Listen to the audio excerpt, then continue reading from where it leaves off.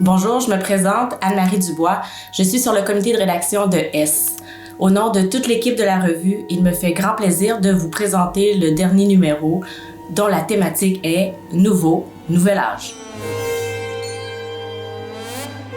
Nous assistons depuis quelques années à un retour marqué de l'occulte en art, lequel se manifeste à travers une réappropriation de l'ésotérisme, à travers des œuvres motivées par une approche holistique et bienveillante, mais surtout par un désir de justice sociale et écologique. En filigrane des textes et des œuvres qui composent ce dossier, se dessine ainsi un intérêt particulier pour la notion de rituel, vu comme un moyen de réactiver ce qui nous a été enlevé, ce qui s'est perdu ou ce qui est en voie de l'être. Les rituels entourant les étapes de la guérison et de la mort sont ainsi mis de l'avant, permettant aux artistes de conjurer la maladie ou du moins de lui faire face. Les astres et le cosmos sont convoqués par les artistes qui souhaitent ainsi mobiliser de multiples formes d'énergie, d'autres voies de guérison en marge du binarisme art-science et des politiques néolibérales. La sorcière, figure incontournable de ces croisements disciplinaires et iconoclaste par excellence chez plusieurs artistes du dossier, vient incarner ce besoin de renouer avec la nature et l'espace, le politique et le magique.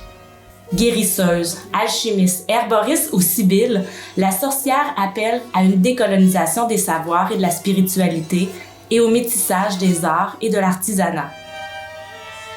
Cet intérêt renouvelé pour le culte s'incarne également dans des pratiques qui mettent de l'avant l'agentivité des objets, des lieux et des symboles comme vecteurs de connaissances sur le monde. Les objets trouvés, amassés ou assemblés donnent ainsi vie à des mondes parallèles tout en permettant de jeter sur le réel un regard critique. Les matériaux, au cœur de la pratique de l'art lui-même, ont ainsi une place privilégiée dans ce numéro. Le dossier met néanmoins en lumière l'envers de l'occulte, loin d'être imperméable au capitalisme. Il y a en effet un côté sombre à l'engouement populaire pour le nouvel âge. Souvent fondé sur l'auto-guérison et la croissance personnelle, cet égocentrisme thérapeutique contribue à certaines formes d'exploitation humaine, animale et territoriale.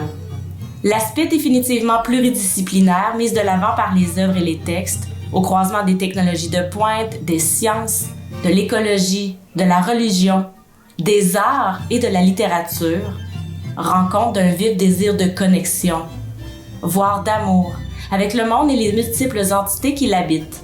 Les artistes, auteurs et autrices mobilisent des échanges féconds entre savoirs ancestraux et technologie, entre nature et culture, entre vivants et non-vivants. De manière sensible et intelligente, les textes de ce dossier troquent le statu quo pour une approche holistique bienveillante, capable de réenchanter le monde. Bonne lecture!